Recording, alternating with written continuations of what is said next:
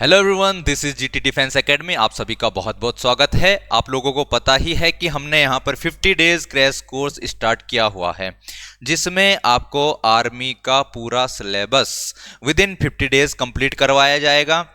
अगर आप लोग यहाँ पर ऑफलाइन क्लासेस ज्वाइन करना चाहते हैं तो आप यहाँ पर दिए गए नंबर पर कांटेक्ट कर सकते हैं, और ज़्यादा जानकारी आपको प्राप्त करनी है तो भी आपको इस नंबर पर कांटेक्ट करना है। इतनी बातें आप लोगों को समझ में आ रही होंगी। अब बात यहाँ पर करें कि ऑफलाइन क्लासेस में क्या चीज़ें मिलती है, ऑनलाइन क्लासेस में क्या चीज़ें मिलती है, तो सेम कुछ भी डिफरेंस नहीं है। बल्कि ऑनलाइन क्लासेस अगर आप लोग ज्वाइन करते हैं तो उसमें आपका टाइम भी सेव होगा और बाकी सब चीज़ें यहाँ पर सेव होंगी। अगर बात करें यहाँ पर ऑफलाइन क्लासेस की, तो ऑफलाइन क्लासेस में एक्स्ट्रा क्या मिलता है, तो वहाँ पर आपको रेगुलरिटी मिलती है, आप लोग डिसिप्लिन रहते हैं, आपको रिवीजन करने का टाइम मिलता है, आपके यहाँ पर सारे क्वेश्चन रिवाइज होते हैं, टेस्ट सीरीज आपको प्रोवाइड कराई जाती है जिसमें कि आप लोग टेस्ट दे सकते हैं। बात करें यहाँ पर ऑनलाइन में क्या चीज़ है, अगर आप लोग बिल्कुल खुद से डिसिप्लिन रह सकते हैं, रेगुलरिटी मेंटेन कर सकते हैं, तो ऑनलाइन क्लासेस आप लोग यहाँ पर ले सकते हैं, जो कि आपके लिए फ्री ऑफ कॉस्ट रहने वाला है। सारे का सारा जो भी मटेरियल ऑफलाइन क्लासेस में ज्वाइन करवाया जाता है, ऑफलाइन क्लासेस में आप लोगों को जो भी यहाँ पर सिलेबस करवाया जाता है ऑनलाइन में, वो आपको फ्री ऑफ कॉस्ट मिल जाता है। यूट्यूब पर सारी वीडियोज उसके रिलेटेड अपलोड कर दी जाती है। तो चलिए आज के लिए यहाँ पर देख लेते हैं हम क्या शुरू करने वाले हैं। आज का जो नया टॉपिक साइंस का रहने वाला है, हम पढ़ने वाले हैं कंपोनेंट्स ऑफ फूड, भोजन के क्या क्या अवयव हैं। तो अगर मैं बात करूं भोजन से हमें क्या मिलते हैं, तो भोजन से हमें एनर्जी मिलती है, और एनर्जी डायरेक्टली हमें मिलती नहीं है। भोजन से हमें क्या मिलता है, पोषक तत्व यानी कि न्यूट्रिएंट्स मिलते हैं। बाद में ये न्यूट्रिएंट्स टूटते हैं यहाँ पर, फिर उनको एनर्जी में कन्वर्ट कराया जाता है, जो कि हम बाद में पढ़ेंगे किस तरीके से चीजें होती हैं। अभी हम न्यूट्रिएंट्स के बारे में पढ़ लेते हैं। न्यूट्रिएंट्स कौन कौन से हो सकते हैं जो कि हमको यहाँ पर फूड से मिलते हैं। तो सबसे पहला न्यूट्रिएंट यहाँ पर हमको देखने को मिलेगा कार्बोहाइड्रेट, फिर हम यहाँ पर देखेंगे प्रोटीन्स, फिर हमको पढ़ने हैं यहाँ पर वसा जिसको फैट बोलेंगे, फिर विटामिन्स देखने हैं, और कुछ मिनरल्स होंगे जो हमारे बॉडी के लिए जरूरी होंगे, उन सबको हम यहाँ पर देखने वाले हैं। आगे बढ़ते हैं, इनको थोड़ा डिटेल में पढ़ते हैं यहाँ पर कौन कौन सी चीजें हमें मिलने वाली है। तो कार्बोहाइड्रेट जो होते हैं, कार्बोहाइड्रेट जो होते हैं, ये सबसे पहले हमको एनर्जी प्रोवाइड करवाते हैं। ये बात ध्यान में रखना कि सबसे पहले ब्रेकडाउन किसका होता है, कार्बोहाइड्रेट का होता है। बॉडी में सबसे पहले एनर्जी किससे मिलती है, कार्बोहाइड्रेट से मिलती है। और अगर बात की जाए जो ये कार्बोहाइड्रेट है, ये किस किस फॉर्म में देखने को मिलेगा, तो इससे हमको एक तो स्टार्च की फॉर्म में देखने को मिलेगा कार्बोहाइड्रेट, और एक किसकी फॉर्म में देखने को मिलेगा, शुगर यानी कि शर्करा के फॉर्म में देखने को मिलेगा। तो कार्बोहाइड्रेट किस किस फॉर्म में हो सकता है, या तो स्टार्च की फॉर्म में हो सकता है या फिर शुगर की फॉर्म में हो सकता है। यह बात आप लोगों को नोट कर लेनी है। देखो, अगर आप लोग यहाँ पर सीरियसली तैयारी कर रहे हैं तो आपको जो भी चीज़ें यहाँ पर करवाई जा रही हैं उनको आपने कॉपी में लिखना है, नोट्स तैयार करने हैं। बाद में जब एग्जाम के नज़दीक वाले दिन आएंगे आपके पास, फिर आपको इनका रिवीजन करने की ज़रूरत पड़ेगी। वहाँ पर आपको रिवाइज करने के लिए यहाँ पर देखो जितना भी हम चीज़ें लिख रहे हैं एक पेज में आपका आ जाएगा, सिर्फ एक पेज में ही ये सारी की चीज़ें आपके पास आ जाएंगी। और इसी तरीके से रोज जितने भी लेक्चर हमारे पास हो रहे हैं सब एक एक पेज के लेक्चर यहाँ पर बन रहे हैं। तो आपको अगर रिवीजन करना है बाद में टाइम से, तो आपको इनके नोट्स तैयार करने पड़ेंगे, ठीक है ना। तो आप फिर आसानी से इनको रिवाइज कर पाएंगे। चलिए यहाँ पर बात कर लेते हैं। कार्बोहाइड्रेट में आपने देखा कि किस किस फॉर्म में हो सकता है, स्टार्च की फॉर्म में हो सकता है, शुगर शर्करा की फॉर्म में हो सकता है। अब बात करें ये मिलेंगे कहां से, इसके सोर्सेज क्या हैं, कि अगर कार्बोहाइड्रेट हमको चाहिए तो हमको किन किन चीजों को यहां पर खाना पड़ेगा। तो यहां पर बात करें, सबसे पहला देखें यहां पर स्वीट पोटैटो। स्वीट पोटैटो यानी कि क्या है, शकरकंद। शकरकंद से हमको कार्बोहाइड्रेट मिलता है, आलू से हमको कार्बोहाइड्रेट मिलता है, पोटैटो। यहां पर शुगर केन से हमें कार्बोहाइड्रेट मिलता है। अगर बात करें पपीता, पपीते से हमको यहां पर क्या मिलता है, कार्बोहाइड्रेट मिलता है। यहां पर तरबूज की बात करें, यहां पर कार्बोहाइड्रेट मिलेगा उससे। यहां पर आम की बात कर रहे हैं हम, आम से भी हमें क्या मिलेगा, कार्बोहाइड्रेट मिलेगा। यहां पर मेज, मूंगरी से भी हमको क्या मिलेगा, यहां पर कार्बोहाइड्रेट मिलेगा। और बात करें यहां पर बाजरा से भी कार्बोहाइड्रेट मिलता है, राइस से भी कार्बोहाइड्रेट मिलता है, व्हीट यहां पर गेहूं से भी कार्बोहाइड्रेट मिलता है। तो ये सोर्स हैं, किस चीज के सोर्स हैं, कार्बोहाइड्रेट के सोर्स है। अगर हम इन चीजों का सेवन करते हैं तो हमारी बॉडी को कार्बोहाइड्रेट मिलेगा। आई होप ये चीज आप लोग समझ रहे होंगे। अब देखिए यहां पर जो राइस है, राइस पर से क्वेश्चन बनता है कि राइस में सबसे ज्यादा क्या मिलता है, राइस में, चावल में सबसे ज्यादा क्या मिलता है, तो आपने लिखना है कार्बोहाइड्रेट मिलता है। क्या मिलता है? कार्बोहाइड्रेट मिलता है। बात समझ में आ रही है? कार्बोहाइड्रेट मिलता है। राइस से क्या मिलता है? कार्बोहाइड्रेट मिलता है। ये बात आप लोगों को ध्यान में रखनी है। फिर यहां पर बात की जाए कि जो शुगर केन यानी कि गन्ना होता है, गन्ने से हमें क्या मिलता है, गन्ने से हमें क्या मिलता है, तो गन्ने से हमें मिलता है सुक्रोज। क्या मिलता है? सुक्रोज मिलता है। गन्ने से हमें क्या मिलता है? सुक्रोज मिलता है। ये बात आप लोगों को ध्यान में रखनी है। गन्ने से क्या मिलता है? सुक्रोज मिलता है। चीनी किससे बनाई जाती है? गन्ने से बनाई जाती है। आई होप ये चीज आप लोग समझ रहे होंगे। तो ये चीज आपको ध्यान में रखनी है, कार्बोहाइड्रेट के सोर्स हैं। आगे बढ़ते हैं। नेक्स्ट हमारे पास जो क्या है, न्यूट्रिएंट है। नेक्स्ट जो न्यूट्रिएंट है वो कौन सा है, तो नेक्स्ट न्यूट्रिएंट हमारे पास है प्रोटीन। देखो प्रोटीन पढ़ने से पहले एक बार दूसरा समझते हैं, वसा, फैट को पढ़ते हैं पहले, क्योंकि सबसे पहले जो एनर्जी ली जाती है वो ली जाती है कार्बोहाइड्रेट से। उसके बाद जब कार्बोहाइड्रेट खत्म हो जाता है फिर एनर्जी ली जाती है किससे? फैट से, वसा से एनर्जी ली जाती है। तो वसा के कौन कौन से सोर्स हैं जिनका सेवन करके हम क्या कर सकते हैं? वसा प्राप्त कर सकते हैं, फैट्स प्राप्त कर सकते हैं। उसमें आप लोगों को ध्यान में रखना है, एक तो हो गए हमारे पास ऑयल्स। क्या हो गए? ऑयल्स हो गई, जैसे सनफ्लावर ऑयल, सूरजमुखी का तेल, सरसों का तेल, सोयाबीन तेल, कोकोनट का तेल, नारियल का तेल। ठीक है ना? तो ये सब चीजें क्या है, ये एक तो ये नेचुरल सोर्स, ये नेचुरल सोर्स है। ठीक है? वेजिटेरियन जो लोग हैं उनके लिए ये सोर्स ऑफ फैट है।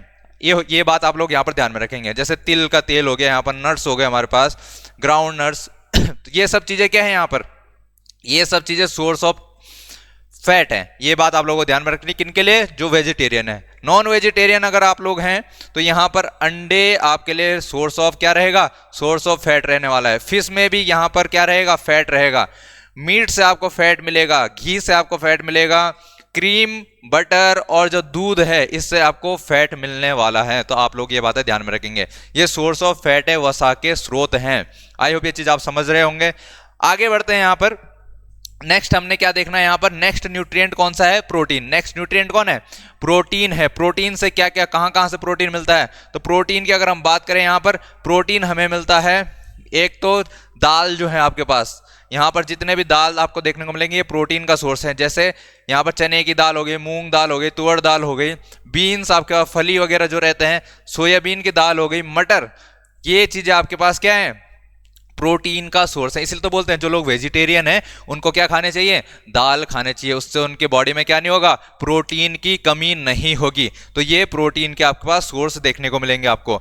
अब अगर यहां पर बात करें, जो नॉन वेजिटेरियन हैं, मांसाहारी लोग हैं, पनीर खा सकते हैं, फिश, मीट और अंडे, यहां से भी आपको क्या देखने को मिलता है? यहां से भी आपको प्रोटीन मिलेगा। अगर आप लोग इन चीजों का सेवन करते हैं तो यहां से आप प्रोटीन इंटेक कर सकते हैं। और कहा जाता है कि जो फिश होती है उनमें सबसे ज्यादा प्रोटीन देखने को मिलता है। तो जो लोग यहां पर मछली का सेवन करते हैं उनमें प्रोटीन की कमी नहीं होती है। ये बात आप लोग यहां पर ध्यान में रखेंगे। आगे बढ़ते हैं। नेक्स्ट न्यूट्रिएंट की अगर हम बात करें तो नेक्स्ट न्यूट्रिएंट्स हमारे पास जैसे विटामिन और खनिज होते हैं। विटामिन होती हैं, खनिज होती हैं। खनिज की बात करें तो खनिज जैसे आयरन, कैल्शियम, पोटेशियम, ये सब क्या है? ये सब खनिज हैं, मिनरल्स हैं। और विटामिन की बात करें तो विटामिन जैसे vitamin A, vitamin B, vitamin C, vitamin D, ये क्या है? ये विटामिन हैं। इन सब की हमारी बॉडी को क्या होती है? जरूरत होती है अच्छे तरीके से फंक्शन करने के लिए। अब यहां पर देखो, जैसे कुछ हमारे पास क्या है, यहां पर मिनरल्स है, जैसे आयोडीन, एक मिनरल है आयोडीन। तो आयोडीन की बात करें, आयोडीन कहां से मिलता है? तो आयोडीन मिलता है तुम्हें जिंजर से, अदरक से मिलता है। यहां पर बात करें फिश, फिश से यहां पर क्या मिलता है? जो समुद्री जीव होते हैं, समुद्री जीवों का सेवन करने से भी हमको आयोडीन मिलता है। यहां पर बात करें, यहां पर पालक, पालक की बात करें तो इससे, ये जो हरी सब्जी हमारे पास, इससे भी यहां पर क्या मिलता है? आयोडीन मिलता है। तो आप लोगों को इतनी बातें ध्यान में रखनी है। यहां पर सोर्स क्या है? आयोडीन का, या जिंजर आप लोग ध्यान में रख सकते हैं, और फिश यहां पर आप लोग ध्यान में रख सकते हैं। आगे बात करें फॉस्फोरस, फॉस्फोरस की बात करें तो फॉस्फोरस कहां से मिलता है? फॉस्फोरस हमें यहां पर देखने को मिलता है, एक तो मिल्क से देखने को मिलेगा और एक यहां पर केले, मिल्क और केले से हमको क्या देखने को मिलता है, फॉस्फोरस देखने को मिलता है। आई होप ये चीज आप लोग ध्यान में रखेंगे। आगे बात करें यहाँ पर, अगर हमको क्या करना है, हमको यहाँ पर आयरन देखना है। आयरन कहाँ से मिलेगा, आयरन हरी सब्जियों से मिलता है।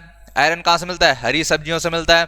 आयरन यहाँ पर जो लीवर होता है, जैसे हम बात करें मीट जो लोग यहाँ पर नॉन वेजिटेरियन हैं, आप लोग यहाँ पर मीट कंज्यूम करते होंगे तो आप लोगों ने यहाँ पर लीवर यहाँ पर टेस्ट किया होगा, ठीक है, आप लोगों ने लीवर का सेवन किया होगा, तो ये भी एक सोर्स ऑफ क्या है, आयरन है। आयरन का यहाँ पर सोर्स है।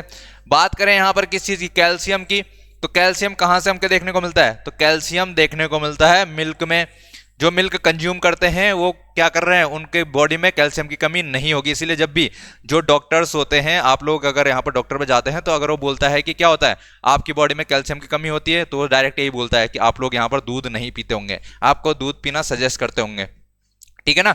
तो यहाँ पर कैल्शियम या तो मिल्क से मिल सकता है या फिर यहाँ पर अंडे का सेवन करने से मिल सकता है। आई होप ये चीज आप लोग समझ रहे होंगे।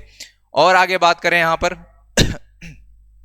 अब कुछ चीजें हैं हमारे पास, जैसे कुछ विटामिन है और मिनरल्स हैं, कुछ विटामिन और मिनरल्स हैं हमारे पास।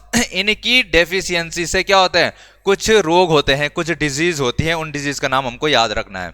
बात समझ में आ रही इतनी कि हमारे पास क्या है, विटामिन और मिनरल्स हैं। इन मिनरल्स की कमी से हमारे पास जो डिजीज होती है, किसी बॉडी में जो डिजीज होती है, उनका ध्यान रखना हमको। यहां पर से इंपॉर्टेंट क्वेश्चन बन सकता है आपके पास, भले ही आपके पास जो न्यूट्रिएंट्स हैं वहां पर कि कौन किसका सोर्स है, वहां से क्वेश्चन ना बने, लेकिन ये जो आपके पास क्या है, विटामिन्स और मिनरल्स है, इनकी डेफिशिएंसी से जो यहाँ पर डिजीज होने वाले हैं, ये वाला टॉपिक आपके लिए बहुत इंपॉर्टेंट रहेगा। इस वाले टॉपिक से आपके पास क्वेश्चन बनना श्योर है, यहाँ पर से आपके पास पेपर में क्वेश्चन आने वाला है। इसलिए मैं बता रहा हूँ पहले ही कि जो डेफिशिएंसी डिजीज है इन पर स्टार मार्क कर लीजिए, यहां से आपके पास पेपर में क्वेश्चन बनने वाला है, ठीक है।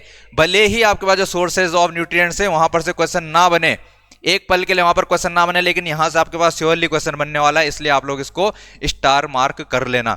बात करें यहां पर विटामिन ए की, तो विटामिन ए की कमी से क्या होता है, यहां पर रतौंधी होती है। बात समझ में आ रही, विटामिन ए की कमी से रतौंधी होती है, जिसको नाइट ब्लाइंडनेस कहा जाता है। क्या कहा जाता है, नाइट ब्लाइंडनेस कहा जाता है। रतौंधी लिख लेना, विटामिन ए की कमी से क्या होता है, रतौंधी रोग यहां पर होता है, जिसको नाइट ब्लाइंडनेस कहते हैं। यहां पर बात करें विटामिन बी1 की, विटामिन बी1 की कमी से कौन सा रोग होता है, तो बेरी बेरी रोग होता है। क्या होता है, बेरी बेरी रोग होता है। ये बात आप लोग नोट कर लेना, कौन सा रोग होता है, बेरी बेरी रोग यहां पर होता है। विटामिन सी की कमी से, विटामिन सी की कमी से कौन सा रोग होता है, स्कर्वी रोग होता है। कौन सा रोग होता है, स्कर्वी रोग होता है। ये बात आप लोग नोट कर लेंगे। 3 विटामिन हमने पढ़ लिए, यहां पर उनकी कमी से होने वाले रोग। विटामिन डी की कमी से रिकेट्स होता है। क्या होता है, रिकेट्स होता है। कौन सा रोग होता है, रिकेट्स होता है। आप लोगों को ध्यान में रखना है, डेफिशिएंसी डिजीज बहुत इंपॉर्टेंट है, क्वेश्चन बन सकता है पेपर में, इसलिए आप लोगों को ध्यान में रखनी है चीजें। कैल्शियम मिनरल है, इसकी कमी से क्या होता है, इसकी कमी से बोन और जो हमारे दांत रहते हैं वो डिके करने लग जाते हैं, जो हड्डियां हैं कमजोर होने लग जाती है, और जो दांत है उनका क्षय होने लग जाता है, उनका डिके होने लग जाता है। ये बात हम ध्यान में रखेंगे। आयोडीन की कमी से कौन सा रोग होता है, तो गोइटर, गोइटर जिसको घेंगा रोग कहा जाता है। क्या कहा जाता है, घेंगा रोग कहा जाता है। आयोडीन की कमी से कौन सा रोग होता है, घेंगा रोग होता है, यहां पर गोइटर जिसको कहा जाता है। और आयरन की कमी से, लोहे की कमी से कौन सा रोग होता है, एनीमिया रोग होता है। कौन सा रोग होता है, एनीमिया रोग होता है, याद रखेंगे, एनीमिया रोग होता है, इसको नोट कर लेंगे, कौन सा रोग होता है, एनीमिया रोग। तो ये सारी चीजें आपको लोग यहाँ पर ध्यान में रखनी है, यहाँ पर से आपके पास एग्जाम में क्वेश्चन बनने वाला है, और आप लोग अगर इसको पढ़ते हैं तो आप लोग पेपर में क्वेश्चन अटेम्प्ट कर पाएंगे। आई होप ये चीज आप लोग समझ पा रहे होंगे। आगे बढ़ते हैं, किस तरीके के अभी तक क्वेश्चन पूछे गए यहाँ पर उनको डिस्कस कर लेते हैं। जैसे चावल में सबसे ज्यादा क्या पाया जाता है, what is found in rice most, कौन सी चीज पाई जाती है, अभी हमने देखा था कार्बोहाइड्रेट पाया जाता है। क्या पाया जाता है, कार्बोहाइड्रेट पाया जाता है। ये बात आप लोग ध्यान में रख लेंगे। अगला क्वेश्चन यहाँ पर देखें, चीनी में क्या पाया जाता है यार, चीनी में क्या पाया जाता है, चीनी क्या होता है, सुक्रोज होता है। सुक्रोज में क्या पाया जाता है, सुक्रोज में ग्लूकोज पाया जाता है, ठीक है। सुक्रोज बना होता है ग्लूकोज और फ्रक्टोज से। किससे बना होता है, सुक्रोज, और सुक्रोज जो है चीनी को ही कहा जाता है, चीनी को शुगर बोलते हैं, चीनी को ही सुक्रोज भी कहा जाता है। ये ग्लूकोज और फ्रक्टोज से मिलकर बना होता है। और पेपर में तुम्हारे पास आएगा कि ग्लूकोज ऑप्शन में दिया रहेगा, तो आप लोग क्या कर लेंगे टिक, ग्लूकोज से बना होता है। वैसे तो दोनों चीजों से बना होता है, जो सुक्रोज होता है वो ग्लूकोज और फ्रक्टोज दोनों से मिलकर बना होता है, लेकिन पेपर में तुम्हारे पास सिर्फ ग्लूकोज ही आएगा, तो ग्लूकोज पे टिक कर लेना। आई होप ये चीज आप समझ रहे होंगे। आगे बढ़े, यहां पर गन्ने में क्या पाया जाता है, गन्ने में क्या पाया जाता है, तो गन्ने में क्या पाया जाता है, सुक्रोज पाया जाता है। गन्ने में क्या पाया जाता है, सुक्रोज पाया जाता है। आप लोग इस चीज को ध्यान में रखेंगे, और ये आपके पास ये वाला चैप्टर था। इसके बाद जो अगला लेक्चर आपके पास होगा, अगला लेक्चर आपके पास होगा, उसमें हम पढ़ेंगे कि प्लांट्स में न्यूट्रिशन, जो हमारे पौधे होते हैं उनमें पोषण किस तरीके से होता है, कौन सी प्रोसेस से पोषण होता है, उसको अगले आने वाले लेक्चर हम डिस्कस करेंगे। और मुझे लगता है कि आप लोग यहाँ पर सीरियसली तैयारी कर रहे होंगे, सिंसियर तरीके से तैयारी कर रहे होंगे, और उम्मीद करता हूं कि आप लोगों का एग्जाम भी इस तरीके से क्या हो, क्वालिफाई हो सके। तो मुझे लगता है आप लोग अच्छे से तैयारी करें। मिलते हैं फिर आने वाले लेक्चर में, तब तक के लिए पढ़ते रहिए।